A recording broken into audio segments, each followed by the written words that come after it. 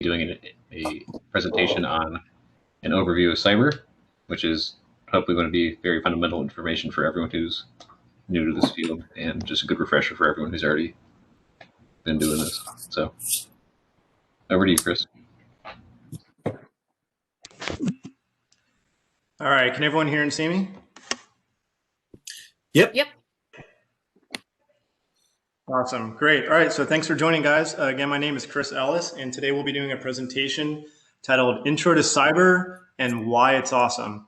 This is definitely a non-technical presentation, but I do hope that it's inspiring. For those who are already familiar with cyber, maybe you'll get a new perspective. And for those joining for the first time, I think this will be an excellent introduction at just an awesome look at this field here. So quick outline, I'll do a quick who am I, and then we're going to talk about what is cyber. And we're going to kind of define that from a really non-intimidating approach. Then we're going to take a look at a couple things I like to call, whoa, that's awesome. We'll take a look at some fields in cyber, day-to-day in my title, which is Reverse Engineering and Vulnerability Research Engineer. We'll look over some useful RE/VR tools, and then jump into a career in cyber, and then just a quick summary, and I'll take some questions. Thank you very much again for attending. I appreciate your time. And this is going to be about an hour and a half. I'm going to cover a lot of cool things, especially toward the end. I'm going to be talking about interview tips. That can be applied really to any kind of industry, whether you're interested in cyber or not. So I do hope you're able to stick around. All right, so who am I? I'm a cybersecurity researcher, at least that's what they call me. I work at Battelle here in Columbus, Ohio. I'm part of the Cyber Innovations Unit, specifically the Mission Focused Tools Division. I started originally as a medical device intern. I've got my BS in computer science from an Ohio State University. You guys know the one. I'm actually also a graduate student, hopefully finishing up this December. I'm doing research on digital contact tracing, which we all know goes without saying is pretty relevant right now. So that's been pretty interesting. Previous to that, I was a director of web development at JSA, which is a leading telecom marketing company. And also I was a ballet dancer. All right, so let's jump into it. What is cyber? So what do you guys think? What is cyber, right? When you hear that question. A lot of people believe it to be something like this, right? On the left here, we've got some sort of person here in a hoodie with a bunch of ones and zeros. Of course, we know no work gets done unless you have this kind of setup. And then on the right here, we've got one of my favorite GIFs here, hacking in progress. UNACO hacked, Area 51 hacked, right? And this guy's just kind of mashing a bunch of keyboards. Of course, he fits the role. He's got his sunglasses on, trench coat. So, sadly, this is what a lot of people think. And if you think that too, that's no problem. Hopefully by the end of this presentation, you've got a better perspective on it. But the thing is about these kind of approaches to cybersecurity is that they're pretty intimidating. Especially as a student, you might be wondering, how am I supposed to jump in from my kind of core classes, my base classes, to suddenly jump into this kind of culture where everyone's wearing hoodies? Now, let me assure you, I don't wear a hoodie at work at least 95% of the time. When I'm getting actual work done, of course I do. They're standard issue.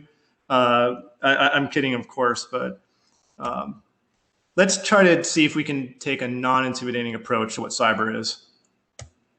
So how about we just say cyber is computing, right? That might seem oversimplified, but let's kind of dive deep into this. So stick with me. We're going to kind of go pedantically through a couple things, but it's really to open up your mind at how simple the approach to this career can actually be. So what do we do with computers, right? I love giving this presentation in person. I like to interact a lot with the audiences, so I'm just going to pretend that almost everyone here is raising their hand for playing video games. Perhaps you exchange and manage your money online.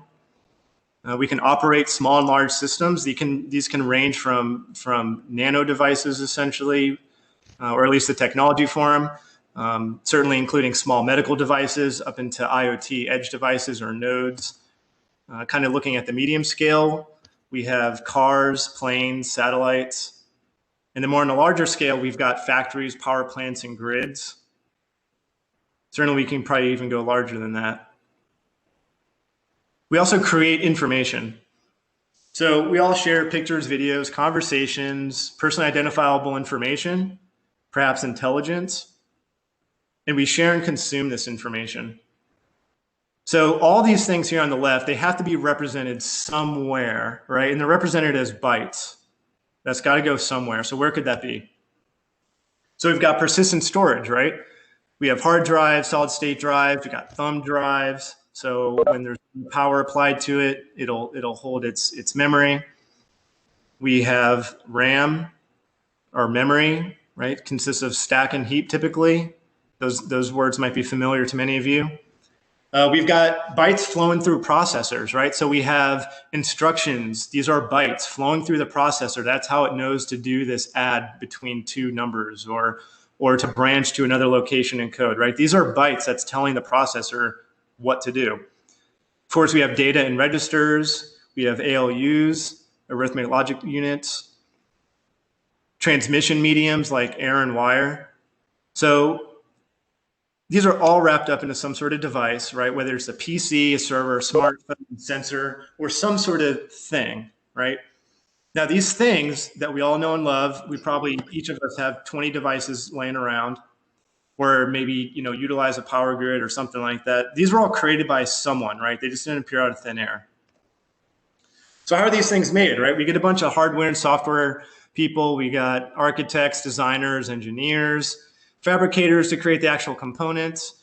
And of course, then you also have to create a programming language for all to have some sort of actual functionality, right? So every time I think about this, I just love it because it really is so amazing how all this works, right? And this is decades upon decades of people hours to be able to put this together. You cannot understand these systems in and out 100%. Start from scratch and then create your whole system, right? There literally is not enough time in your life to be able to do that. Fortunately, a lot of people are interested in this stuff. So it allows people, when people specialize, right, it allows us to build these more complex systems. And obviously there's an overhead with that, being able to coordinate, hey, this is how this thing works. How often have you been instructed on something and the person even giving you instructions may not have actually understood how that thing worked? Or you tried their instructions and then turns out it actually didn't work that way. That's kind of interesting, right? So all these things work together, created by all these engineers to provide some sort of functionality somehow. And please stick with me here. How does it do it, right? So the processor, it's going to perform some sort of action after interpreting these instructions and this data, which again, we already know these are just bytes. 0 through 255 when you're looking at an 8-bit byte, right? Which is extremely standard. So these bytes are generated by code, right? That machine level code that was generated by code, maybe a compiler that was generated by other code, potentially that was generated by other code. And again, who created that code? We did. We're the engineers. We created that.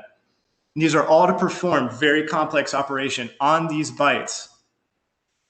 And this is actually what we consume as users, or from the system perspective, this is what you're consuming. Values between 0 and 255. I'm sure all of us can understand those kind of numbers, right? So by this time, if you're still with me, I do appreciate it. You're wondering, is this actually a cybersecurity presentation? I promise it is. So what, right? A typical developer, they're going to use all these components and these languages that have been built by humans to build something, some sort of thing, to do a specific task by essentially then limiting what it can do, right? Imagine every time you do some sort of condition in your code and it then operates on some other instructions, right? Or some other code, right? You're essentially maybe limiting it from going one way or another, right? So as a cybersecurity researcher, you're going to take that something and you're going to discover capabilities by essentially unleashing power in these devices. If that's not cool, I don't know what is in computing. I just get a charge on it because you understand that, what you're using, what's sitting in front of you, maybe on your desk, is actually capable of a lot more than you might realize. Not only that, it's capable of a lot more than probably the people who are actually writing the code or the functionality. So in other words, right, the cybersecurity is going to discover how to control a device in unexpected ways to perform functionality outside of its intended use. This is a little device I like to call the pie of device capability. So say we've got some device and it's got this circle of capability, and all that shaded area is what it's actually capable of doing. And then what a developer implements is going to be this little blue section. I'm actually going to be a little interactive here now with my pointer. So what the developer implements is going to be this blue section, right? And say it's got a, maybe this over here is like a wireless card, or over here is a USB port or something, right? And well, this whole thing is kind of off the shelf maybe. And perhaps some of these things weren't disabled, right? Perhaps there's some sort of cool functionality here. And but we're, as a developer, they're focused on this, right? They're what we would term forward engineers. They're thinking about how to create.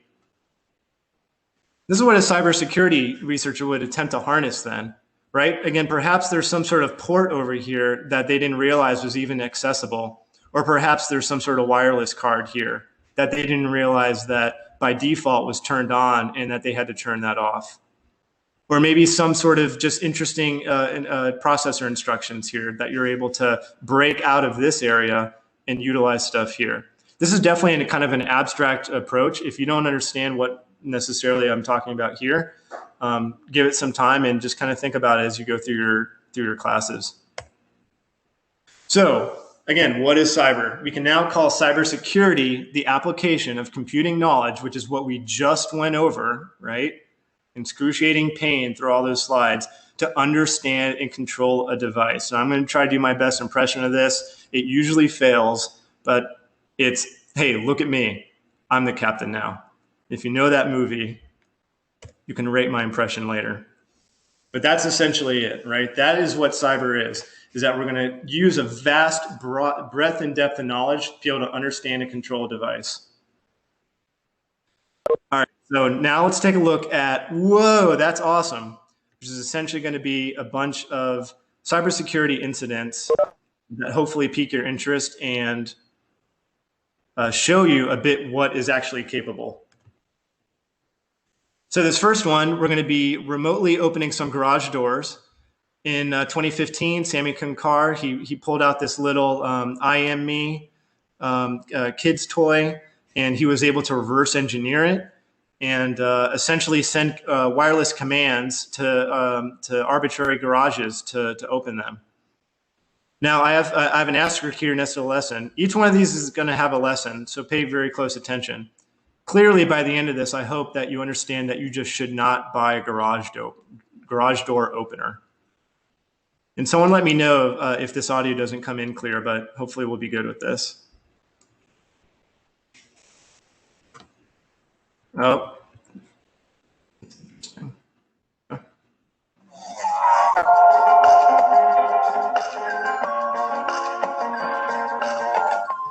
Hi, I'm Sammy, and today we'll be going over Open Sesame. Open Sesame is a Battelle toy that I've hacked to open virtually any garage door, which uses fixed codes in under 10 seconds, using a new vulnerability I've discovered. Let's see it in action, then understand how it all works and how to protect against this.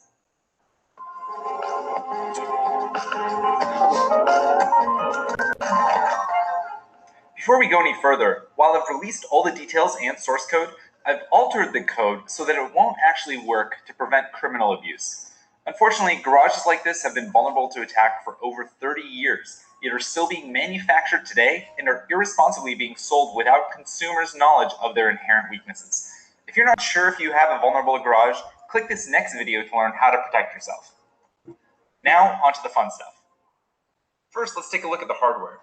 I'm using a Radica Girltech I Am Me from Battelle. This is a now defunct tool for texting, or toy for texting, that is no longer manufactured. You can probably pick them up on eBay. It's pretty cool because internally it has an RF chip called the Texas Instruments CC1110, which is a sub-gigahertz system on a chip. It can actually receive and transmit on a ton of frequencies under 1 gigahertz. A couple other hackers have found that while it lists a number of frequencies, that the range is actually much wider than it states. It also is really cool because it has a couple other things. It has a built-in display. It has a backlight when you're hacking at night. Keyboard. It's battery powered, so fully portable. And it actually has these pins on the back where we can actually flash it. So we don't even need to really open it up. Here's another one that you can see, which I've not modified. And you can see the test pads are clearly visible. All right, we're going to be jumping around here. Full combos, or essentially codes that this can provide, that would be 2 to the 12th, which is equal to 4,096 possible codes. That's it. Let's say you had a bank account and you set a password on it. Normally you'll use your character, your alphabet, right? So you have your 26 lowercase characters, you have 26 uppercase characters, and let's make it alphanumeric. So we'll throw in your 10 digits, 0 through 9, and let's also use shift plus 0 through 9. So that's another, the special characters. So that's, let's see, 72 possible characters you can use per character. Let's say you only had a 2-character password. That would be 72 squared, which is equal to 184 possible passwords. So a 2-character password on a website is more secure than most garages. Thanks, Obama. Now let's improve the attack. While our garage door has 12 bits, let's look at something simpler. Let's look at a 3-bit code instead of 12 bits. Now, 3 bits is only going to produce 8 possible codes, right? 2 to the 3, because they're binary, would produce 8 codes. Now, if we have 8 codes, and each code is 3 bits long, then we have 24 bits, as we see here. Now, when transmitting, we'll actually have to transmit not only the code, but when you transmit, it will always transmit a wait period after the code equal to the size of the code. So essentially, if it takes, let's say, a second to send 24 bits, it will take 2 seconds to send the 24 bits plus the wait period. All right, we're going to go ahead and stop it there. And I have several videos for you, but we're just going to kind of see excerpts of it. But the point is to bring up some talking points, right? So in this one, in the very beginning, we saw that he was looking at a spec sheet, right? Perhaps for some computer science or EE, or perhaps any engineering student in here has seen a spec sheet. So this is a real world skill to be able to read these, to be able to dive deep into them. This is just a simple spec sheet, but you might have a 1,000-page manual for some of these microcontrollers. This is likely a much more simple one in this IME little kid's toy. He's kind of demonstrating here some math, right? It's kind of absurd that you could just have 2 characters within that range that he was describing, and that would actually essentially have more potential passwords than what he's finding here in these garage door openers. So that's kind of interesting. And then here, right, we have what he's dissecting essentially this protocol. Every 3-bit code, he's showing here what he can do differently. And then also what some of these might be doing. Here he's utilized some reverse engineering skills to be able to come up with this. Likely everything he's doing here, you're not just necessarily finding in the manual. So it does require you to sometimes dig deep into a device. In fact, most things requires you to dig deep into a device where you don't simply have the source code to be able to look at what's going on. All right, I'm just going to do a quick sound check. You guys can still hear me, right? Yep. All right, awesome, great. Okay, so of course, again, I want to stress this lesson, right? You simply just don't buy a garage door opener because they're vulnerable, right? So you want to protect yourself, so don't do it. This next one, I love all these I'm about to share here, but this is going to demonstrate some remote vehicle hacking. This one is quite a bit scary here. So in 2015, Charlie Miller and Chris Valasek, they remotely hacked a Jeep while this journalist was driving down the highway. Essentially, they're remotely sending commands to the car components through the infotainment system. So if you know anything about CAN bus networks, a lot of these components communicate in a car. The majority of them communicate over what's called a CAN bus network. And it's kind of broadcast in nature. So what this means is that if you're able to find some sort of vulnerability in one of those components and you're actually able to control that component, you could effectively control this car. So again, the lesson here is clearly just don't buy any new car with Wi-Fi. A lot of them have it for many years now. So I guess you just never buy a new car. Definitely don't buy a Tesla, right? All right, let's see what these guys have for us. You could take your But first, a word from our advertisers. In a different direction. Talk to your doctor. It's not fun to have your 2-ton SUV's brakes hacked just as you're parking in front of a ditch. Okay, hold on tight. Hold on. Oh. That's what I've learned from Charlie Miller and Chris Balasek, a pair of hackers who have spent the last year developing a piece of software that can wirelessly sabotage this 2014 Jeep Cherokee. It hasn't been altered in any way. There are no devices attached to it. But like many thousands of Jeeps around the world, it can be remotely hacked over the internet through a cellular connection to its entertainment system that would allow someone to take over its steering, its transmission, and even its brakes. To demonstrate that, I'm going to act as today's crash test dummy and drive it on the highway here in St. Louis, while Charlie and Chris hijack its digital systems from Charlie's house miles away. They wouldn't tell me what they had plans, but they assured me that it wouldn't be anything life-threatening. Remember, Andy, no matter what happens, don't panic. It's not the first time I've driven a car while it's being attacked by these two hackers. But in 2013, they were in the back seat, and their laptops were wired into the vehicle through a port in its dashboard. Now they're sending the same sort of attacks remotely, and I have no idea what they might do. He's going as fast as I've seen him. So first we're going to turn the fan on him. Yeah, let's turn the fan on, see if he even notices. All right, something just turned on, all the fans and AC and stuff. I didn't do that. The trick started small. Oh my God. There's a picture of Charlie and Chris in tracksuits that just appeared on the dashboard.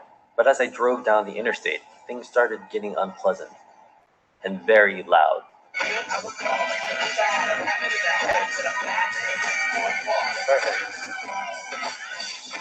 I can't turn it down.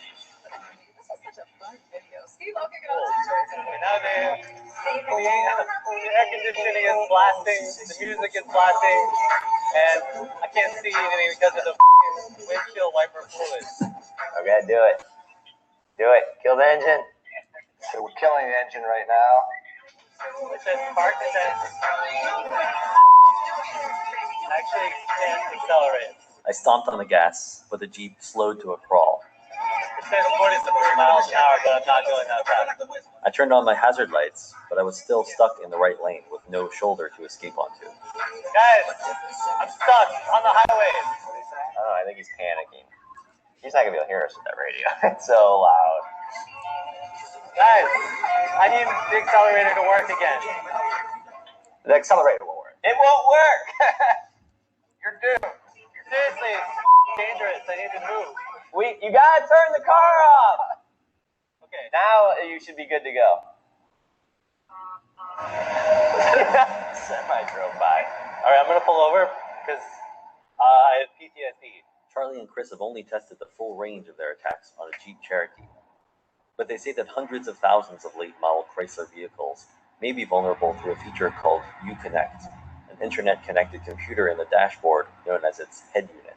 These cars head units expose a particular service that probably they didn't want to. It lets you do things like query it for information, like the GPS or the VIN or all sorts of other things. But it also lets you just run commands. So you have to first break into the car remotely over the cell network and then move laterally if you want to do things like send CAN messages. And those are the messages that we can use to control things like steering or the windshield wipers or braking. They plan to release a portion of their exploit code at the annual Black Hat Hacker Conference next month. They've also alerted Chrysler, which is issuing a security patch. But they say a lot more needs to be done to protect a new generation of cars that are increasingly connected to the internet and potentially hackable. You guys basically brought this car to a standstill while it was driving on the highway, which I may never forgive you for. And that was just like an experiment. What do you think is the worst case scenario? We wanted to point out, to show that this attack has serious consequences for this vehicle. And so we did, attack you, but we did it in as safe a way as we could. So we didn't want you to get hurt, obviously. That's why we're working, is to make sure that we figure out vulnerabilities, weaknesses, get them fixed. We're only two guys with one car, right? So, we can't look at every car, and we want to release this information because more people like us need to be focused on this problem. After their stunt on the highway, Chris and Charlie still wanted to show me a couple of other tricks. Below a certain speed, they can control the Jeep's steering as long as it's in reverse, pop its locks, mess with the speedometer, and, of course, disable the brakes. Okay, hold on tight. Hold on. Oh, he's not getting out of that. I think so. We're going to be doing some pushing. All right. I absolutely love that one. Raise your hand if you have a 2014 Jeep Cherokee or a late model Chrysler. Hopefully you got that vulnerability fixed there. Either way, one of the things that he pointed out, which we discussed just briefly a moment ago, is the idea that they were able to do some of this because they figured probably the developers didn't even mean to have that, right? They understand these systems so well just through research to be able to say it really doesn't make sense that you're able to do that with this thing, but you are able to do that thing. So, okay, this is one more thing we know about, this Jeep or this car, right? So again, lesson, don't buy a new car with Wi-Fi. Easy. All right, ATM hacking. So this is 1995. We've got John Connor. He's a young hacker kid, and he's basically doing some brute force pin discovery. Lesson here is buy an Atari portfolio and you can be rich. Stolen card now.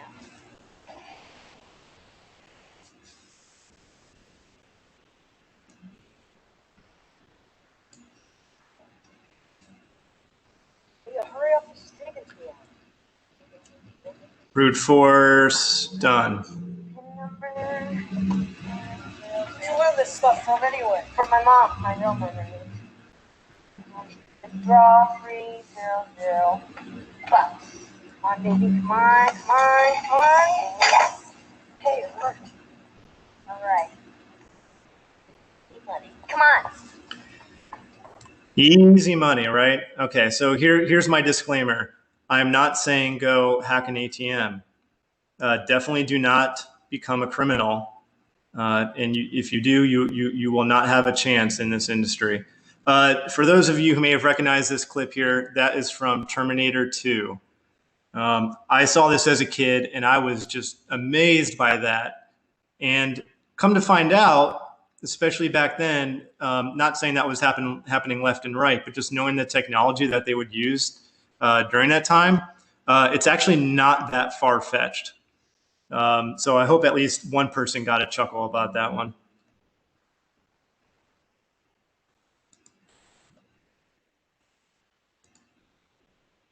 Okay, but how about we hack some real ATMs, right? In 2010, Barnaby Jack hacked these ATMs here at the Black Hat USA 2010 conference. He essentially was able to do this through a remote access authentication bypass. And again, proving the point that this was just on by default. Whoever was setting up these ATMs just simply didn't turn off that back door, essentially. Another point is that he's able to install software, I believe, through just a USB port that was behind a locked panel that he just simply bought a $10 key to get access to. And then he overwrote the firmware, and he's able to essentially print receipts, get money. And of course here, the lesson that you should take away is that you should just never use a bank. Just don't use a bank. Your money's clearly not safe there. Buttons here for buckets.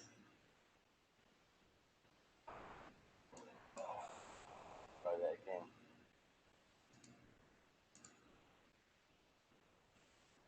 Obviously, Christie's buttons are different.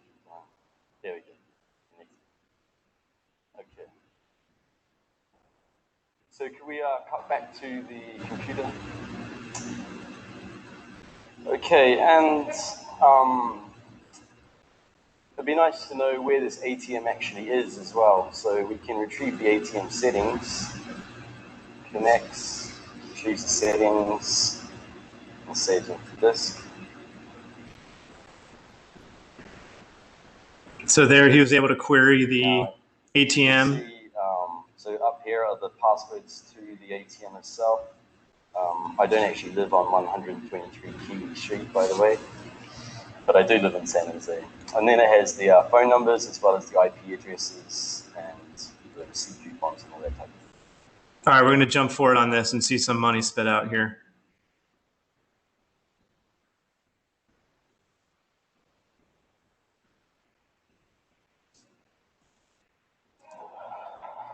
Jackpot.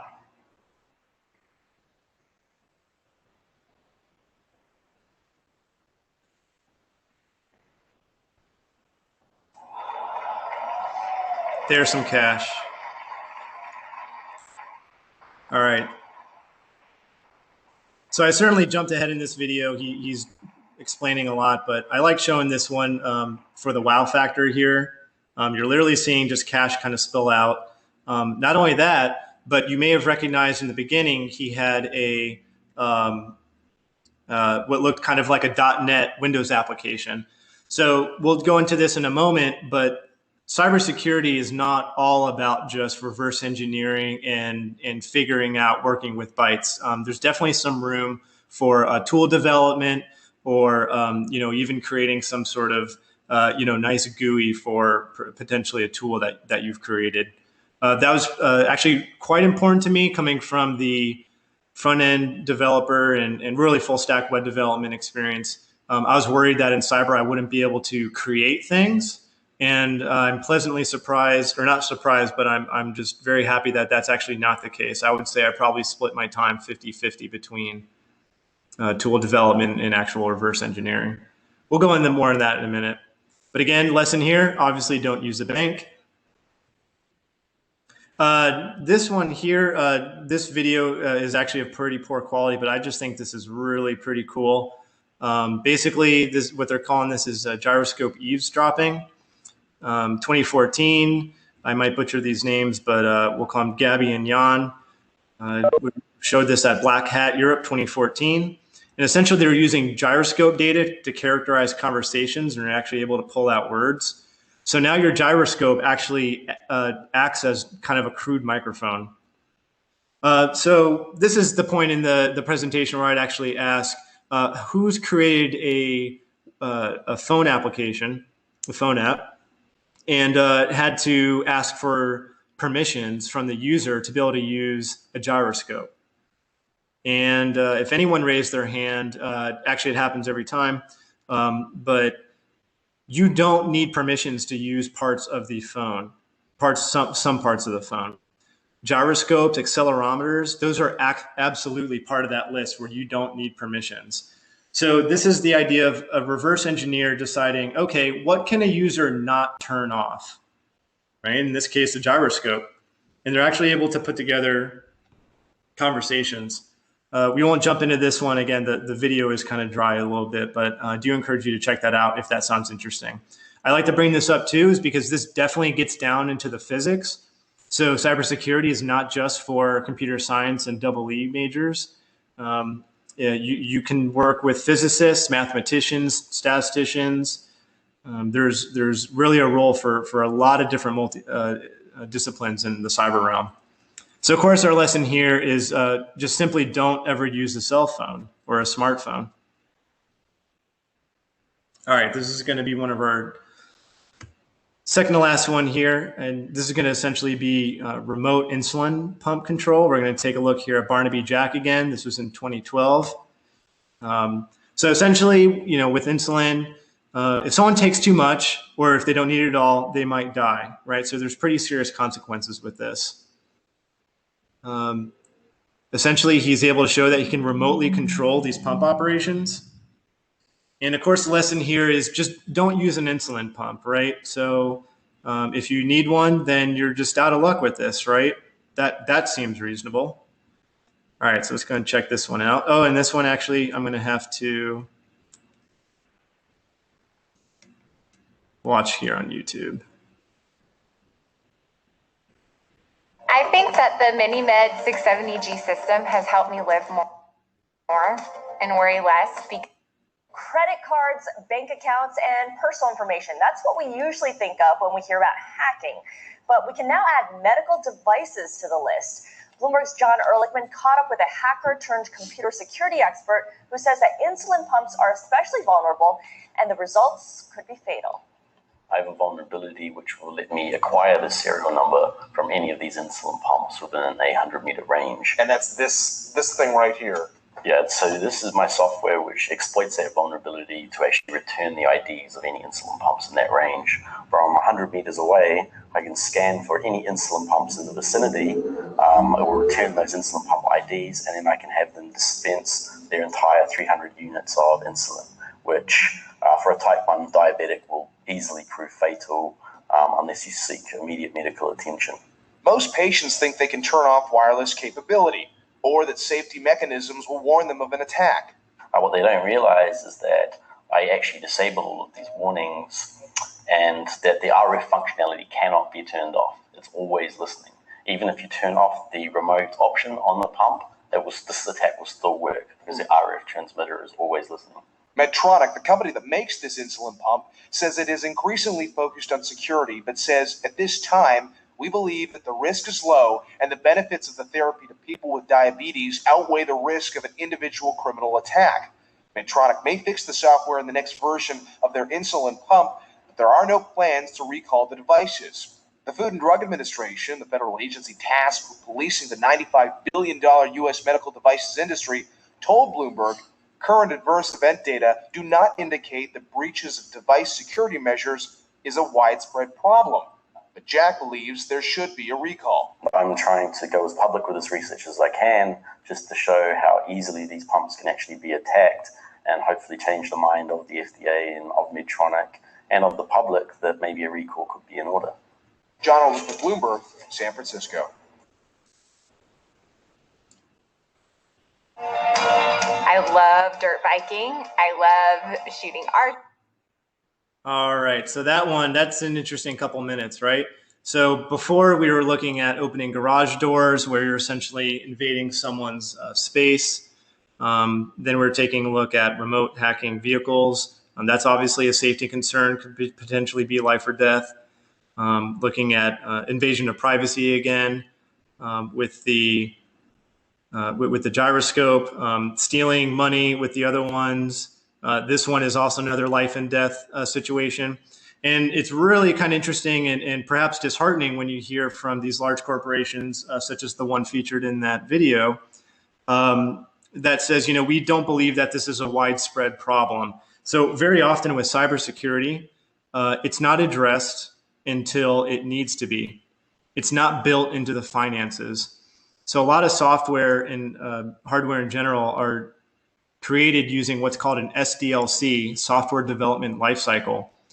And there's definitely an initiative and movement to try to encourage what's called an SSDLC, which would be a secure software development lifecycle. So that security is not an afterthought, but it's actually baked in. Just as you do code reviews for functionality, you would also do code reviews for security. That would be a high-level look at that, what that could entail.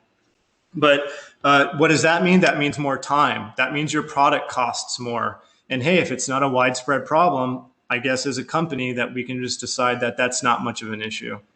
So there's definitely a lot of economics in play to this industry, which could, if not addressed, could lead to some absolute horrendous consequences.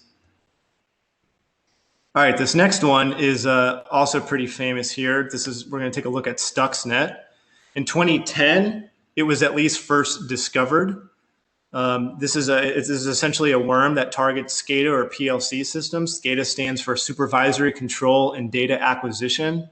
Those are essentially just kind of, at least to my understanding, just kind of like software applications that would kind of be like a central point to manage these PLCs, which are programmable logic controllers.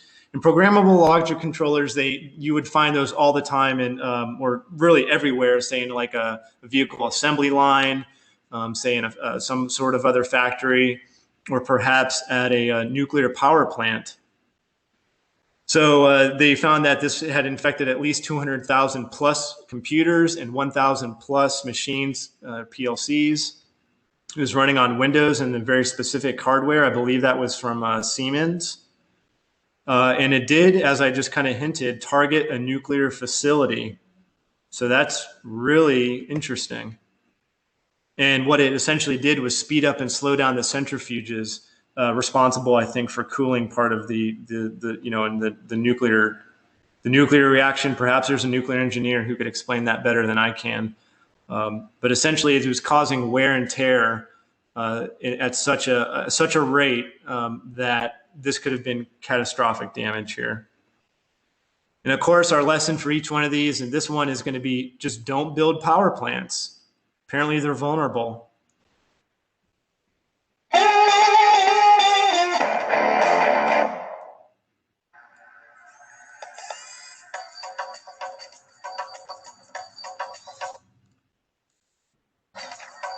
In June last year, a computer virus called Stuxnet was discovered lurking in the databanks of power plants, traffic control systems, and factories around the world. 20 times more complex than any previous virus code, it had an array of capabilities.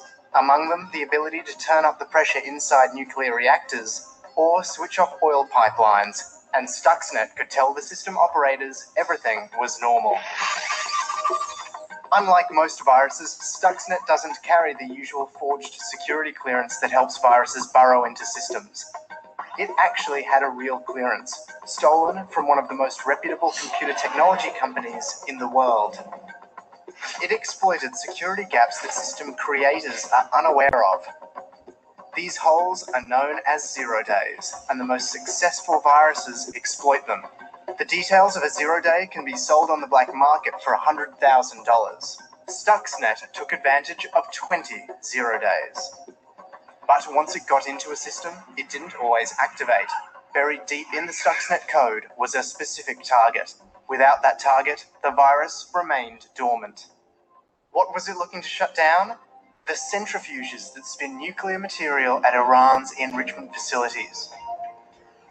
Stuxnet was a weapon, the first to be made entirely out of code.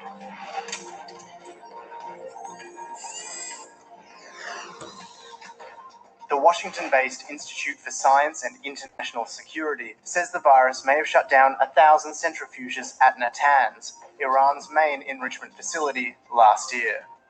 In November, the International Atomic Energy Agency, the UN's nuclear watchdog, said Iran had suspended work at its nuclear facilities without explaining why. Many observers credited Stuxnet. Last month, the Iranian government conceded the virus's infection of the Bashir nuclear facility, still under construction, meant that switching the plant on could lead to a national electricity blackout. Iran has responded to the attack with an open call for hackers to join the Iranian Revolutionary Guard and has reportedly amassed the second largest online army in the world. So who was behind Stuxnet? There's no evidence beyond rumor. Some have it that Israel is responsible because the virus code apparently contains references to the Hebrew Bible. Others believe the US was involved in the testing and development.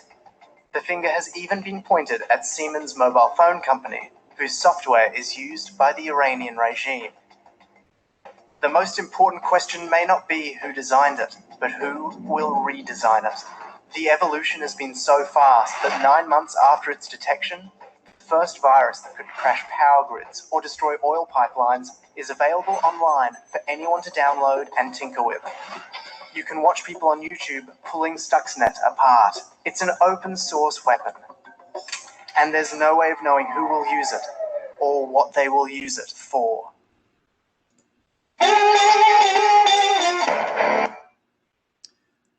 All right, that one definitely has a tone of drama there, right? But extremely serious stuff. Another point I want to point out again with that video, if someone else caught it, that again, they're basically hinting at the system developers did not realize that this code was active or that it was contained in their system, right? All right, so that's the end of our videos. So let's talk about some real lessons, right? Of course, those previous lessons, they're mostly just not realistic. You know, perhaps you can get away without a garage door opener, but, you know, the other ones are quite serious. You know, these are definitely jokes. You know, I hope you're able to see through those videos that cybersecurity can definitely lead to some extremely powerful capabilities. And, you know, ask yourself, did you actually ever consider that some of these things were possible? If not, you know, that's okay. Like, as I pointed out here, neither did some of these developers. Or actually, they hoped that it wouldn't happen, right? But why would this happen, right? Even if we're security minded, well, we've got tight deadlines. We've got budgetary constraints. We have all sorts of, you know, concerns as to why something might slip, you know, beneath us. And at the end of the day, right, we're all human. So we can't create this perfect software. This goes back to the first 5 minutes, that all these systems, they're created by humans. So the fact that you have a perfectly secure system, if that were to ever be the case, I would argue that it's probably not even a computer. So, you know, as you progress through your degree and finish off your, you know, your undergrad experience here, please start considering some of the security implications of some of the things that you're creating, whether it's code or some hardware or whatever it might be. And it really can be, you know, mind-opening. And perhaps you'll start considering a career in cybersecurity. All right, and on that note, let's go ahead and take a look at some of these fields. So as I said before, I'm an RE and VR engineer, which stands for Reverse Engineer and Vulnerability Research. Essentially, what I do on my day-to-day, I have something in front of me, and I'm trying to figure out, you know, what is this thing supposed to do? You know, what's the hardware potentially providing that capability? You know, what are the algorithms or logic, you know, that's in this hardware and in its code? And at the end of the day, I might be asking, you know, hey, what else can I make it do? Can I make it do something specific? Well, if not that, you know, what actually can I make it do? Maybe I won't find something, maybe I will. A cyber software engineer is more probably concerned with the pointy end. So if we look back at Barnaby Jack's video where he had, you know, he was kind of hacking his ATM, it's kind of convenient that thing was wrapped up with a GUI, you know, with a nice column database and everything, right? So as a cyber software engineer, you might be more concerned with the final product. And you're actually kind of trying to answer the question of how do I turn this vulnerability into what we call a capability? In other words, some sort of easy to use software. You know, again, going back to Hollywood, it's extremely rare. I don't understand it that this could ever actually be the case where someone is frantically typing code to be able to hack some sort of system on the fly. That just doesn't happen. It's a long process because you have to go very deep into what you're looking at, right? These are obviously very smart people creating these things, right? There's a bunch of you perhaps who won't go for a cybersecurity career, but you might be creating these things on the other end. And you guys are all pretty smart. So it's not a simple, trivial thing to do to be able to understand these things. That said, there's a fair amount of overlap between the two. Like I said, I do a bit of both of these. Especially internal tool development, which provides us a more efficient process for some of our RE capabilities. We also have more on the systems or networking approach. And we can have a security software, an IT engineer, or systems admin, whatever you'd like to call them. And essentially what they're concerned with is defending against attacks. They're often called a blue team, which will make sense here in a moment when we look at a penetration tester, but they're essentially the defense, right? So they're concerned about network and system resiliency and security.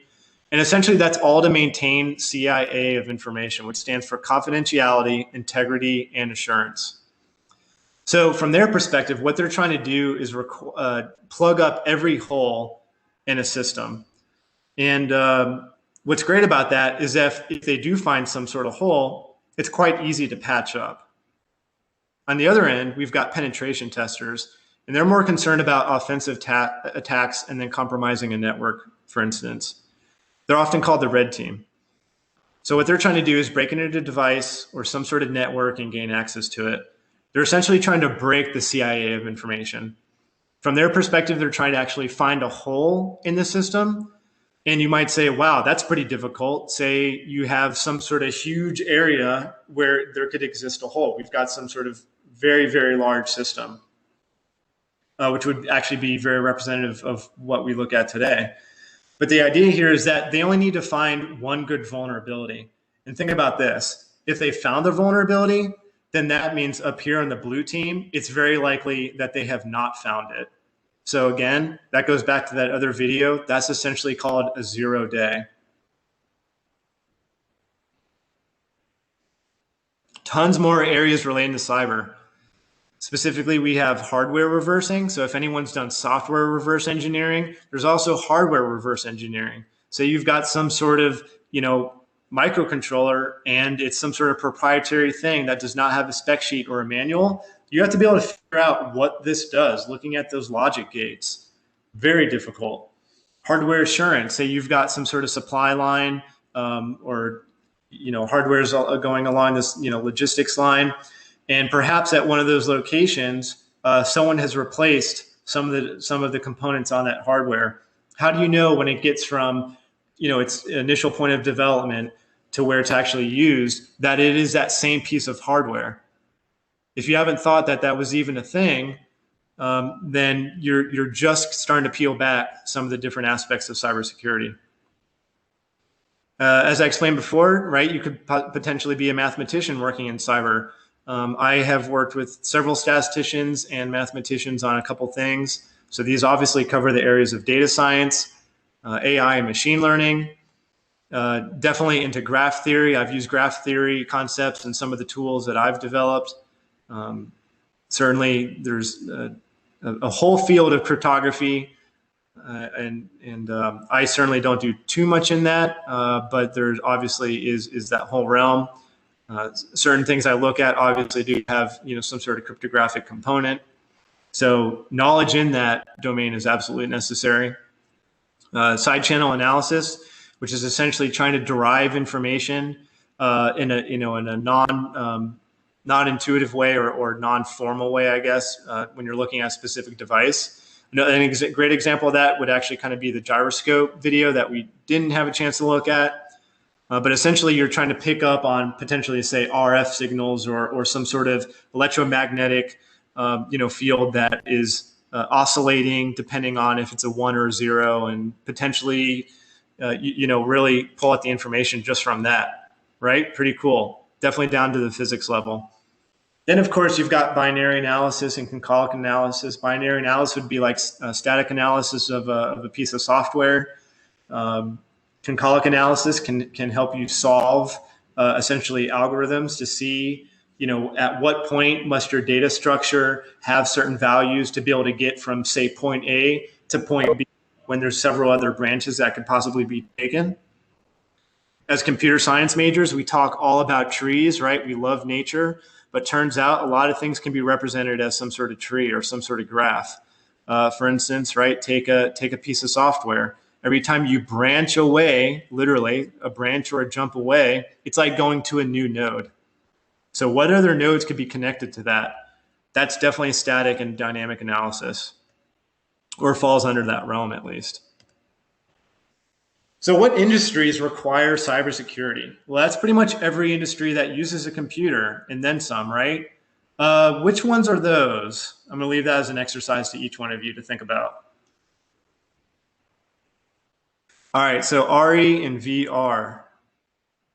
We're going to take a look at a day-to-day for me. So at any given point, I might be given a thing, and it's literally a black box, just as you see here. I know nothing about it. I don't have documentation, perhaps, or maybe I do, or I don't have source code, or maybe I do. I don't know. I'm just handed this thing and say, hey, run with this. So as in my REVR, typically I try to approach this methodically. The first steps you're going to want to do is characterize a device. What is this black box supposed to do, right? Does it communicate data to other devices, if at all? How does it do that?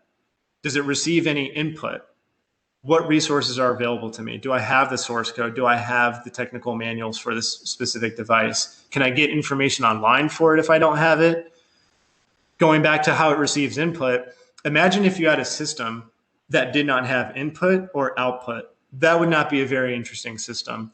That said, we still want to dive deep to make sure that we know that it cannot receive input or give any kind of output. Next thing I'm going to want to do after I have a pretty solid characterization of the device is I'm going to want to identify attack vectors. So an attack vector is essentially a pathway into the system. Again, this is why input is so important. Fortunately, many devices are set up where they do need to have input. So this is definitely something that you would want to look at first. So one thing you want to try to figure out is what is it the input that it expects? We call this the happy path, right? You receive some sort of input, it validates, fine, and then it does whatever that might be, ABC, right? What is it? What actually happens when it receives correct input? But also, what happens when it receives input that it doesn't expect, right? Potentially some malformed input, right? Does it actually crash? Does it allow me to, branch off into other locations of the code that it may not have expected to do? After that, we're typically going to want to analyze the software. So is the software even available? Do I have source code? If not, how do I actually get it off the device? In that IME, he was showing what are called JTAG pins. And essentially, you're able to do read and write operations and flash firmware, pulling the firmware off so you could reverse engineer it. That's definitely into an REVR's wheelhouse. Once we have the software, doing static analysis on it, or concolic analysis, we're going to be checking out if there's any kind of logic flaws in the flow, right? Can I bypass some of these checks? Maybe if I flip a bit somewhere, it won't actually go through this crazy validation step and I can just skip right into some other more interesting part of the code. Perhaps that is actually in some sort of authentication, right? Where if you don't authenticate, you can't do anything. But if you bypass the authentication, maybe you've got full reign of that device. And the next one being, once this thing disappears here, are there any flaws in the dependencies of this complex system? So again, we talked about earlier how there are so many decades and countless people hours put into developing these systems. How many times have you guys done some sort of like apt install whatever package or a pip3 install some package? You're using someone else's code. And if you include that in your code as a dependency, if there's a vulnerability in that code that you just downloaded and didn't bother checking out, then you potentially have a vulnerability in your program as well. Now, of course, I said didn't bother checking out. Well, of course, again, like I said, it's impossible to be able to spend enough time in your day to understand every line of code that you download. So this is common in software engineering or hardware development that you're going to kind of pull off these things off the shelf, right? Whether it's a Git clone or something. And you're going to use this expecting that it works well, especially from the open source community. You're going to assume that, well, there's been a lot of eyes on this thing. So hopefully any kind of vulnerabilities are already patched through. But let me ask you this. How often have you downloaded a piece of software that's well maintained, right? It has a good, strong community following and the very active developers, and they find bugs? Hopefully everyone's raised their hand or have nodded, yeah, I've done that before, and you have to update to a new version. Maybe that came in because they actually added a new feature, and every time they added a new feature, well, there's at least one more, I would be willing to bet, one more if conditional somewhere in there that, hey, if this is the setting, go down this path instead. Even if it's a simple feature, I wonder what that might be doing, and I wonder what happens if we make it go down some other route. So then we're going to ask, can we make this device do something else instead? Perhaps, right? We kind of already touched on these. Can I load code and execute it? Can I get access to another process running on that system? Can I escalate my privileges from whatever process that I'm running as? Say I'm not the root user, the super admin, in other words. Or can I retrieve data and transmit to some sort of chosen recipient? Perhaps that chosen recipient is me. I've got a web server running, and I want to be able to transmit data over some sort of netcat connection, right? Just over some sort of socket connection. And I'm transmitting data on this remote device. Sounds pretty powerful. There's the ellipses there because really there's no limit to what you can try to figure out within reason, of course, right? What you can make this device do instead. So if we can make it do something else, whatever that may be, we now have found a vulnerability, and that can be exploited. So again, a reminder, this was not intended by the developer, but it is made possible, again, if we have that pie of device capability, right, where this is the whole device that, hey, everything in the middle here, it can actually do. We're looking at network interfaces, processors, not intended by the developer. They just had this little carve out because their code only utilized that part.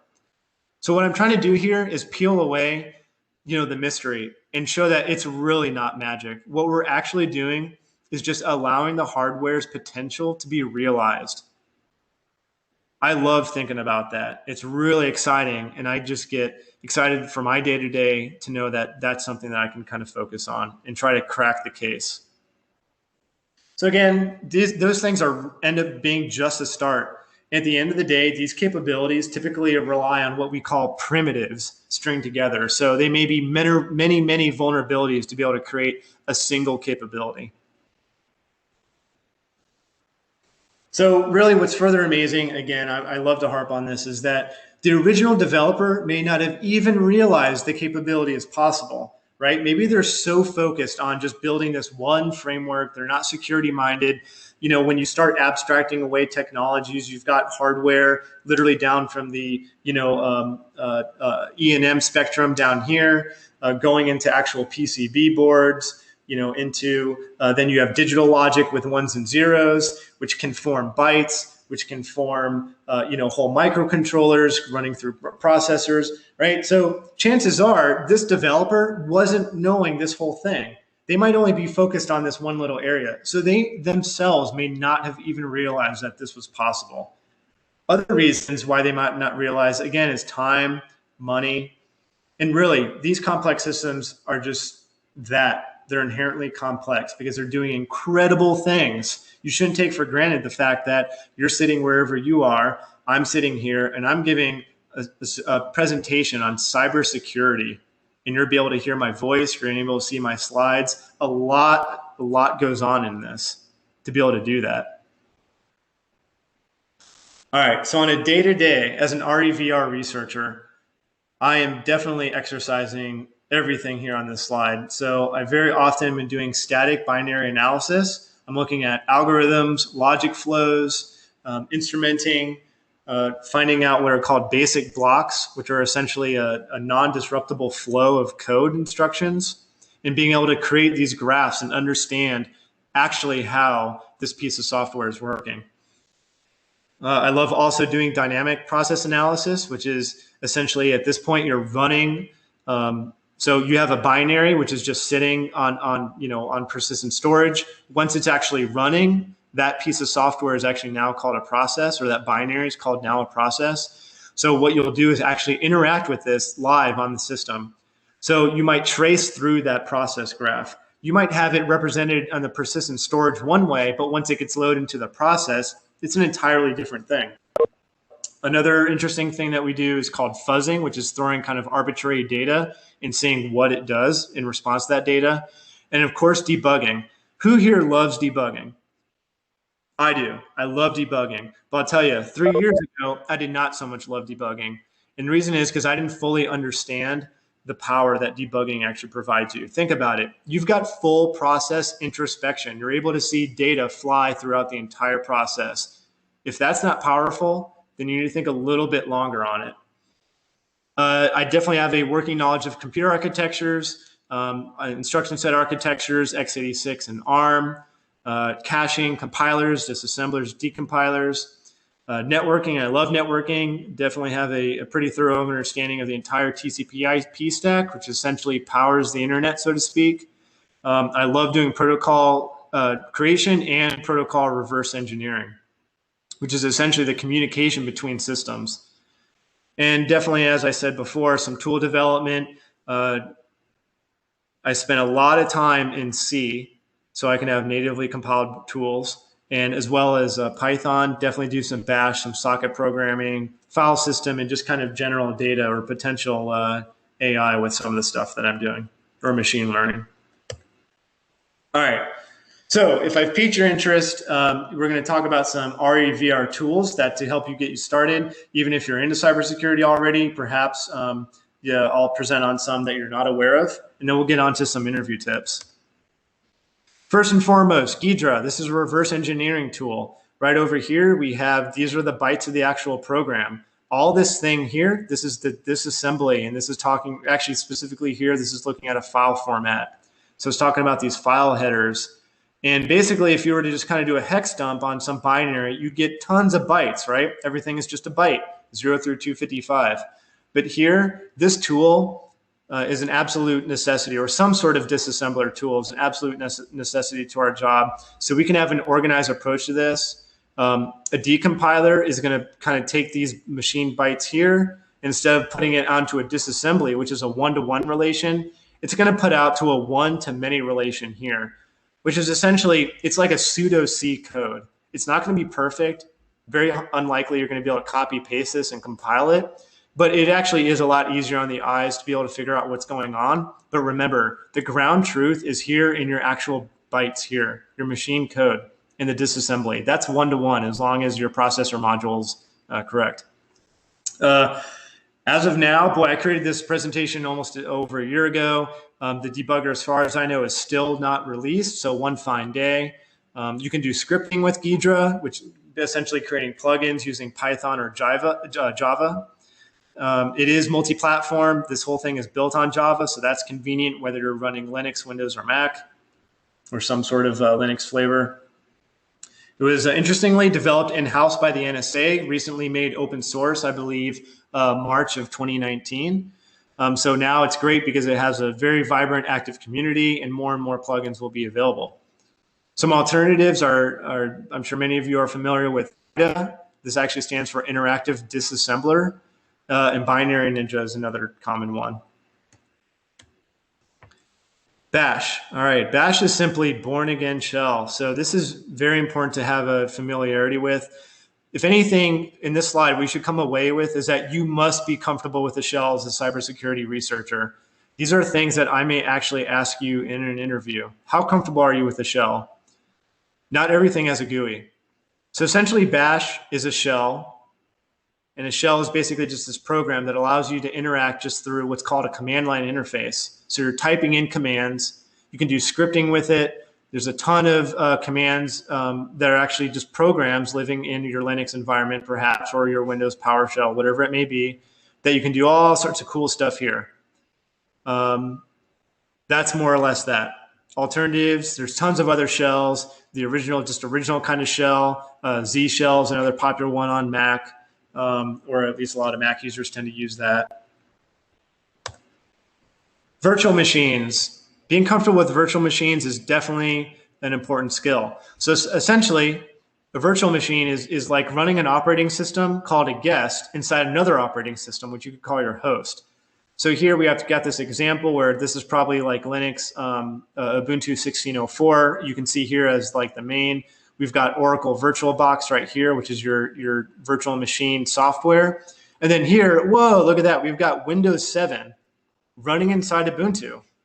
Perhaps not everyone knew that this was possible, right? But think about it. Your operating system is essentially a piece of hardware anyways. So what this is doing is virtualizing your operating system, which usually talks directly with, through the kernel into an operating system. So it's kind of virtualizing this. This Windows here really does think that it's running directly on your bare metal computer. But clearly, as we can see here, this is running in Ubuntu. So again, it appears like a program. You can set virtual interfaces. It's extremely useful for networking. You can take snapshots of state. Say you're doing some operating system reverse engineering, or you're doing some really interesting things with the kernel, and say you break something.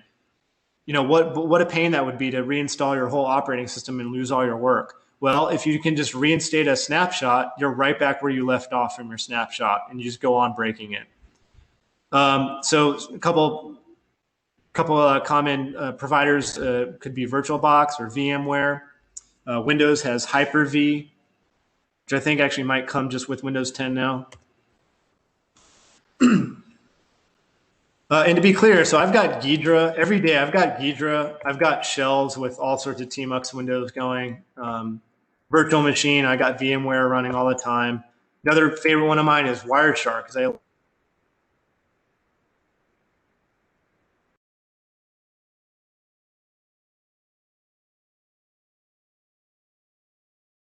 capture network packets over your chosen interface. You can save these off to a file, and essentially what's going on here, Wireshark comes with 1,000 protocol dissectors. So it's essentially taking, hey, look at this, bytes. This is why I harp on that. Everything we look at, they're just bytes. It doesn't need to be intimidating. But who's going to read this? Who's going to understand these bytes? This is why we have these tools. So you use these tools to be able to essentially dissect these bytes and then have it in something that's more human readable. So here we see that this is TCP over IP, over an Ethernet, and then this is your physical bytes on the wire. So this is your TCP IP stack right here, essentially. Even right here, it says protocol, TCP. Tons of useful information. I love Wireshark. Definitely get used to it if you're interested in cybersecurity research. O&O editor, again, looking at these bytes here, it's just a lightweight hex editor. I love O&O basically because of these templates, very similar to Wireshark here with these dissectors. They call them templates, where essentially that you're able to provide that, you know, hey, these first 4 bytes here are going to be like the file header, the magic numbers here. This is a zip file here. These here are basically saying, if you've ever wondered, like, hey, how does my operating system know what kind of file this is and what program to load? Well, Windows does highly rely on the extension, but if you use a Linux or a Mac machine, you understand that you don't always, these extensions aren't necessary. But what it can do is introspect, read these bytes and say, hey, this is a zip file. This is a standardized first 4 bytes for the whole computing industry to understand that this is a zip file. It should be treated as such. So what you can do here is load your file, have it split up into these sections, and I can do all sorts of, you know, dissecting. Maybe I want to flip a bit somewhere here, and then I want to actually start, you know, run this now binary now as a process. So I can quickly patch these bytes, save it off, and then run it. Tons more. I want you guys to check these out if you haven't heard about them. We won't dive into them at all, really. But check out Scapy for packet creation. It's a Python, extremely powerful Python module. You've got Aircrack NG for wireless stuff. You've got Capstone and Keystone, which are assemblers and disassemblers. You've got QEMU and Unicorn for emulation, processor emulation. And you've got tons and tons of custom tools written in C and Python available on GitHub. There's tons more. We're not even scratching the surface here. All right, so say you want a career in cyber. Here are some tips on getting there. Take your higher education seriously, right? Probably everyone on this call is probably a student of the University of Cincinnati. You're already there. Why not make the most of it? Please take your classes seriously. Who here knows what a linked list is and has implemented one today? All right, well, actually, I didn't implement one today, but I have within this week, right? You might be going through some of these exercises and think, wow, this is so boring. I'm never going to need to do this. In fact, I've even heard professors say, well, don't worry, you probably won't actually ever implement a linked list, but you need to know how it works. Okay, that second part is definitely true, but what if you're trying to write some sort of highly optimized C program, right? You're not C++, nothing else high level. You're trying to use C, and you might need to be able to create these interesting linked data structures. You need to be able to know how to do that, and so much more. Highly recommend checking out internships and full-time positions. From the defense standpoint, here are some big players. Of course, you have Battelle. I'm a fan of them. I work there. You've got Northrop Grumman or Zetron. I think that's around the corner from you guys. You got Raytheon, Boeing, Harris. The list goes on. Then you have more consumer-based approaches, or companies rather, such as Microsoft, Apple, Google, Intel, AMD, NVIDIA. Again, the list will go on and on. Please take this to heart and understand how serious this is. As you are learning cybersecurity, do not do anything illegal. If there's one thing you come away from this, besides that cyber is awesome, It's that you should not do anything illegal. If you're caught doing anything illegal, then you could really ruin your chance. Not only would you be a criminal at that point, likely face jail time, but you won't get a job like in Hollywood where you hack some sort of server and then you say, hey guys, I hacked you. How about I get a job now? That doesn't work. So please give yourself a chance in this field. Do not become a felon. Undergraduate, here are some classes you should take. Systems level classes where you learn the translation between C compiled down into assembly and then decompilation from assembly or machine code back to C. You learn how to use Linux. You learn about processes and how they're contained in an operating system, process forking, all sorts of these interesting things. Try to take a networking class. Understand the TCP/IP model at a minimum. Understand how to do socket programming. Understand how the internet works. If you don't know this, please look this up afterwards. I have another talk actually on networking. Perhaps I'll give it for your club that actually goes through a simple GET request for a website, how that literally routes through the internet and then back to your computer. Try to take a computer architecture class. Understand ISAs, calling conventions, caching. These absolutely play a role in cybersecurity. And of course, it should go without saying, try to take advantage of your security classes that are offered. Cybersecurity curriculum is becoming more and more popular at universities. There's usually not too many offerings, but if there are some that are available, please do try to take those if you can. I am a graduate student. I think graduate school is great. Do consider it. You get to dive deeper into some really cool classes and technologies. And it can be great for your career to have that master's degree or a PhD. Definitely, right, this is a must. Being able to read books, tutorials, or technical manuals, be able to get information, and at least you don't have to always retain everything, right? No one is expected, especially in this realm. We have, again, such a breadth and then an expert knowledge in many of these columns. But you do need to be resourceful and know where that you can go back and look up these things in case you forget. Check out CTF events. For those who you don't know what a CTF is, essentially you have these challenge problems that can be in a category such as reverse engineering, cryptanalysis, web forensics, pwning, so to speak, where you pwn a server and gain control of it. Tons of other categories sometimes. What you're attempting to do is basically solve, find, and then submit a flag. This usually hidden somewhere in the bytes of a program, and you have to make it kind of do this or that. You can learn and write write-ups. Usually a couple weeks after a CTF, we just had Seesaw last weekend. You'll start seeing a bunch of write-ups appear. So if you got stuck on a problem, you can then go back and learn, that's where I got stuck. Some very popular ones, Google CTF, I think was maybe about a month ago, late August. Plaid CTF, check out pwnables.kr. That's a website. Very cool challenge problems there. And again, tons more. Another great resource to check out is going to be ctftime.org for all the latest and greatest for upcoming CTFs and past CTFs. Conferences, take advantage of conferences, if not as a student, by your employer. A lot of these are annual and security focused. Some definitely high profile ones. You've got DEF CON and Black Hat. Those are usually just a week apart out in Las Vegas. You've got Infiltrate down in Miami. You've got Can West out in Vancouver. The list goes on and on.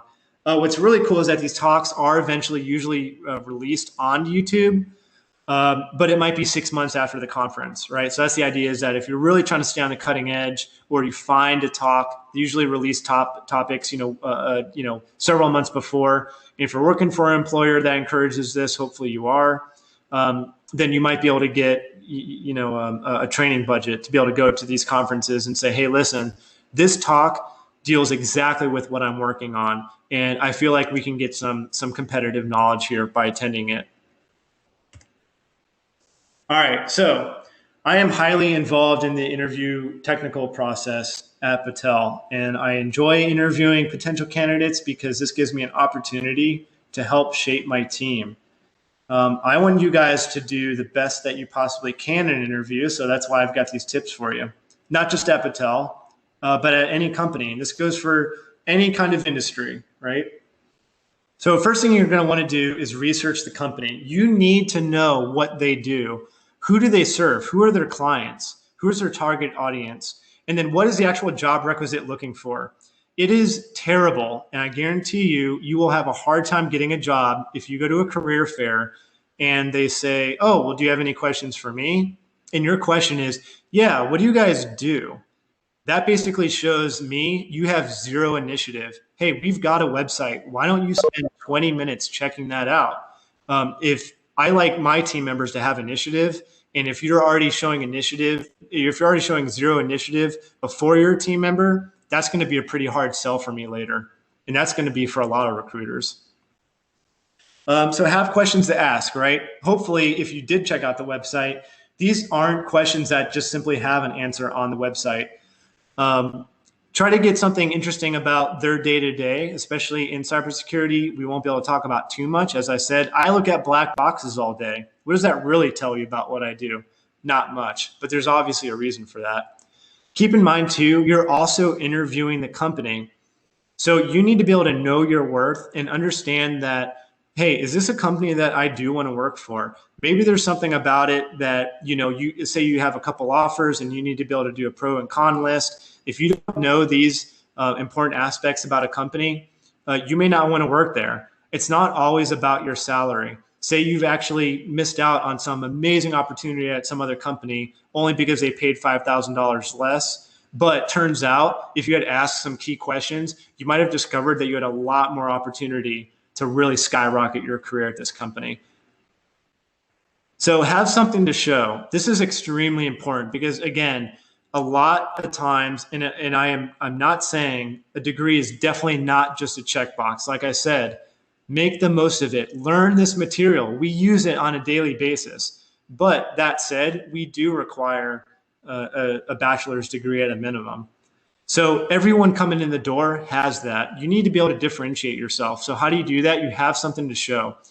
Try to do some self-starting projects. Try to talk about some CTF problems. The biggest thing we're looking for, we're not trying to see if you'd be able to create an app from scratch or whatever like that. That's cool if you did, or if you reverse engineered something. We want to know, what did you learn? What were the hurdles that you came up against?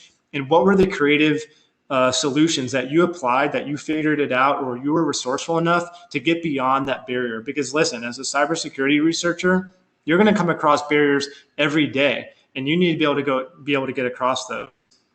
Again, this can be applied to practically any industry. Finally, please try to be confident. You're this far, why hold back? Don't be afraid to show your character. You want to be able to show potential employers that, hey, you're someone that they would want to be able to work with. That said, don't be overconfident, because that can definitely come across wrong. All right, so once you're there, first day, first year, whatever it may be, take a deep breath. Understand your group's focus. Do remember that everyone's been in your position before. Everyone, to be able to have a career, had to start a career. So everyone's been in your shoes. Don't worry. Hopefully you join an awesome team where you're free to ask questions and not feel embarrassed by it, right?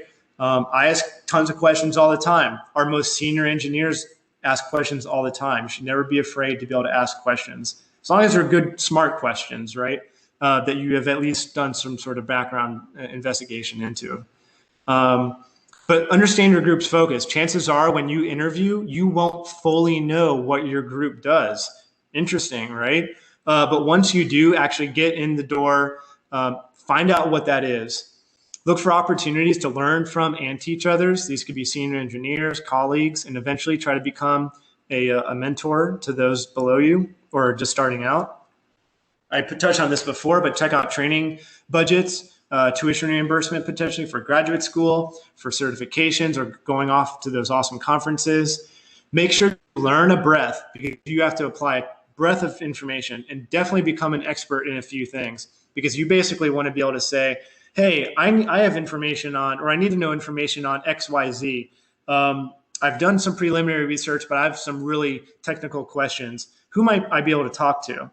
And if someone in the group is an expert on XYZ, then you're going to want to be able to talk to them. That's awesome if that's you, right?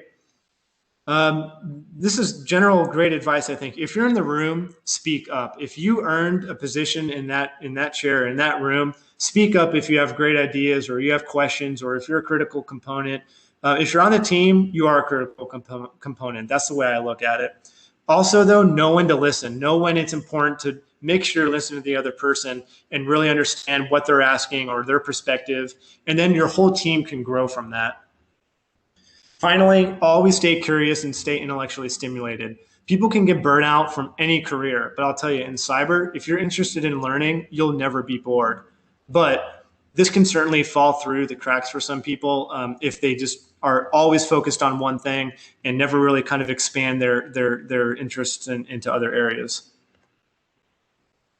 Quality is exercised by a cybersecurity researcher every day. If you need to do some introspection and realize that if some of these are not your strong suits, find out ways how you might be able to at least adapt or work around them, or build and grow on them and develop as a person and a professional.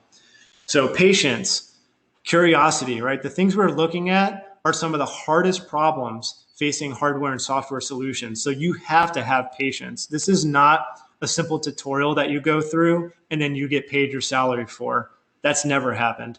You have to be resourceful. You have to exercise creativity, sometimes coming up with non-obvious solutions for these problems. A desire and ability to continually learn. You have to be able to cultivate an attention to detail because it is absolutely in those details. It might literally be a one bit that has to be changed for you to understand that this whole system, the functionality of that system changes. You need to have the ability to work on a team and have great communication, but you also need to be able to be put on some tasks solo at times. Many times I've been handed something and said, hey, go ahead and work on this for 2 weeks. Now, of course, I can still ask my team members like, hey, do you have any kind of advice on this or this? I discovered that this device has this thing. What can you share on that? I only know so much. But the rest of those few weeks, I might really just be working 7 hours a day just by myself on it. And at the end of those few weeks, turns out I'm the expert on that thing because I'm the only one looking at it. So, in summary, don't be intimidated. Everyone starts somewhere, right? Cybersecurity is a hard field, but I think anything worth pursuing is going to be hard. I like to be challenged, and cybersecurity is certainly one field that can do that. Be resourceful. Remember, you've got the internet at a minimum. You've got books. You've got colleagues. Be resourceful. This is how you learn. Pay attention in your classes. Again, it's useful. If you don't trust me, please consider that. Don't ever do anything illegal, right? You guys aren't criminals, so don't become one. Give yourself an opportunity in this industry if you'd like one. Show up confident into an interview, and you show up confident because you've spent time preparing. You've looked at the website. You know what the company does. You have questions prepared. You're interested in interviewing them. If you do all these things and you've done some side projects, you can show up confident. Learn C and Python. People ask all the time, what are some great languages to learn? Learn C and Python. Trust me on that. Personally, I would not bother with Ruby. I wouldn't bother with a lot of languages. But if you have strong C and Python skills, my eyebrows absolutely going to raise. And I'll be interested in you as a candidate. So we've got cyber is powerful and potentially dangerous in hands of bad actors, right? We watched several videos that kind of demonstrated this. And we did talk about how cyber can be thought of as just simply computing, right? And is actually more part of our lives than we realize. Again, you guys are listening to this video presentation. Bytes are flying around everywhere. And at the end of the day, I think cyber is absolutely awesome. So it requires a vast amount of fun, interesting computing knowledge to solve unconventional and challenging problems. If that piques your interest, then I think you should highly consider a career in cybersecurity. All right. Thanks a lot, guys. I went 4 minutes over, but I'm happy to stay after for any kind of questions.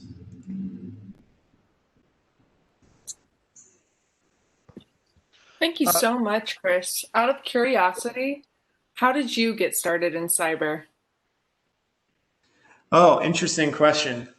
So I think it dates back to that Terminator 2 video. I mean, I'm joking, but honestly, I do remember seeing that as a kid and thinking, wow, that's so cool. I took a detour. As I said, I was a professional ballet dancer for 12 years. Got to exercise a ton of creativity. During that time, I became a web developer. So even before then, actually, if I didn't do ballet, I was going to get into, probably a computer science degree. So falling into that was easy. And then at one point, I started realizing that I had done so much forward development, I was actually kind of getting bored with that. And I thought, I'm just so interested in computing generally. So what's the next level here? Well, it's getting deeper rather than making, forward development things and using frameworks, front-end frameworks that people argue about all day and night to do the same kind of HTML stuff. I wanted to learn about how these computers are actually working. And then I realized that fits in directly with cybersecurity. So for me, cybersecurity is just so much more than analysis of binaries or from the security perspective. To me, I just truly find it fascinating. Fortunately, Battelle is just around the corner. You guys have Zetron around the corner. So these are, if you're looking to, stay in your city, you've got those options. And for me, once I graduated at OSU, it was a no-brainer. I wanted to join Battelle, and that's really kind of the high-level thing why I got in there. It really is just fascinating to me. I've got a passion for it. Very cool. Thanks. And if you don't want to turn your mic on, this is to anybody listening, feel free to ask a question in the chat.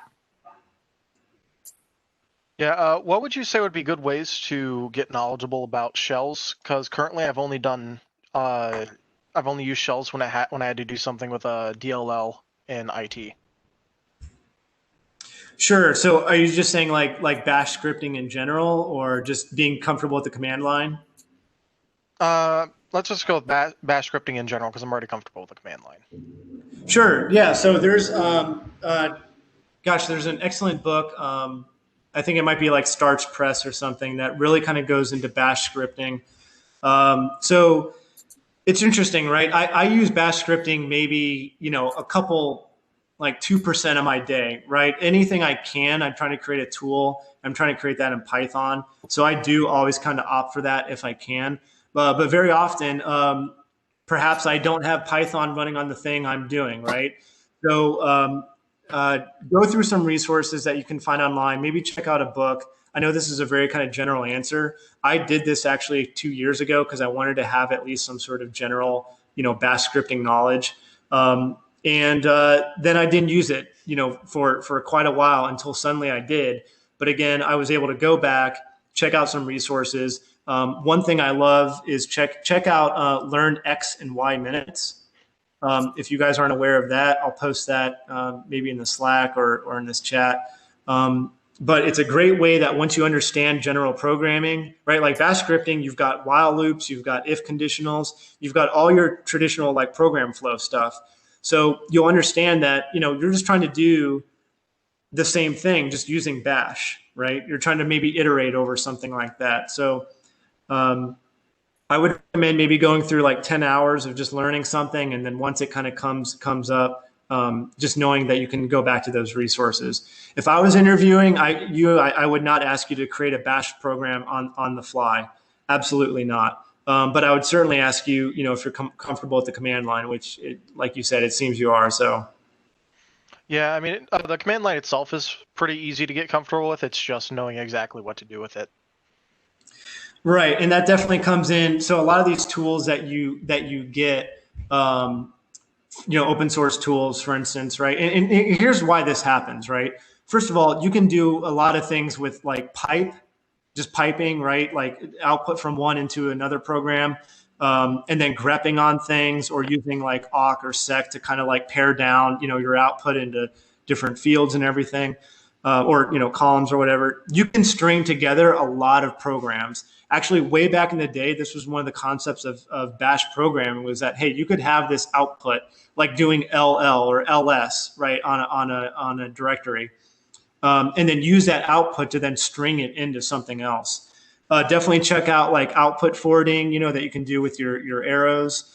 And I will say it does kind of just come with some experience coming with, say you jump on some sort of, device that doesn't have it. All it has is a shell, right? So how do you just, make it iterate through a bunch of things? Say, here's an exercise, create a script that will iterate through all the processes, and then just print out the ones to a file that say, start with, A, B, C, or D, or something like that, right? Just something kind of trivial like that.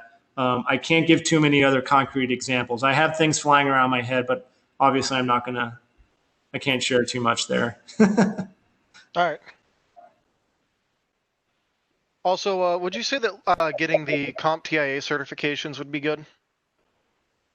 I don't have too much to say about the certifications, partly because I'm not too much aware of the actual benefits outside of obviously the knowledge that you have in preparation for, and if your actual job that you might be interviewing for would require that.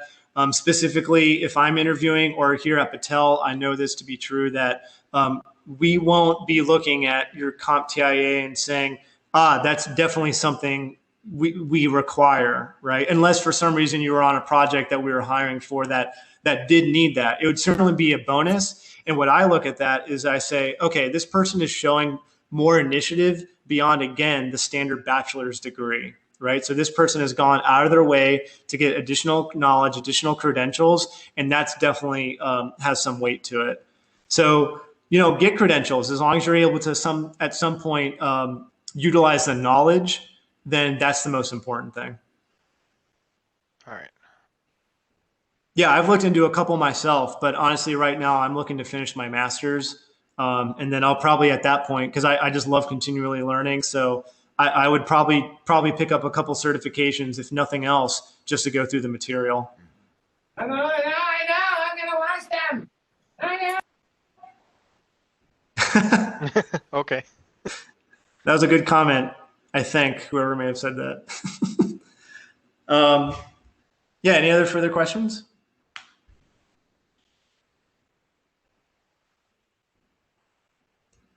All right, if not, we'll wrap it up there. I am now part of your Slack channel, so feel free to reach out with questions. I won't be able to get back always, within some reasonable amount of time, but I do get email notifications. At least I can jump on.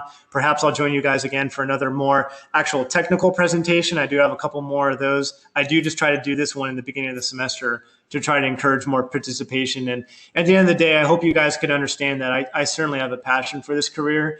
And very often I have seen seniors, they're about to graduate and they have never heard or actually considered a cybersecurity career. And it's definitely not too late, but they're already about to accept their job, right? And this is certainly something where we do try to get people in an early career. Again, not a requirement. As long as you show initiative and want to learn, you can start a career at any point. I'm an example of that. I went back to school at 30, and I got my first cybersecurity job, I guess, here with Battelle when I was 34. So definitely a non-traditional student, but that's not too common. But all that's to say is, do try to be, supportive of your colleagues who may not necessarily know about cybersecurity, and try to encourage them to come to the meetings. Are you going to be posting the presentation that you went through into the Slack, or? Yes, potentially. Potentially, yes, to go through, because there's definitely for you guys to check out those videos. And if I were to just play those videos, that would be like almost 45 minutes or something, just a video. I'm not going to do that, but they're definitely worth checking out. And of course, just in general. But yeah, I'll consider that here. All right, thank you, Chris. This presentation has been very informative for a lot of our members, I'm sure. Cool. Awesome. Yeah, if anyone's new, I'm glad you joined. And then if nothing else, like I said in the beginning, hopefully it's offered a new perspective on how you can consider that at the end of the day, we're just looking at a bunch of bytes, right? So that means we can figure it out. And I think that's pretty cool. Thanks, guys. I appreciate your time. Thank you. Yeah, thanks, Chris. Thank All right, you. thanks, Have bye. a good one. All right.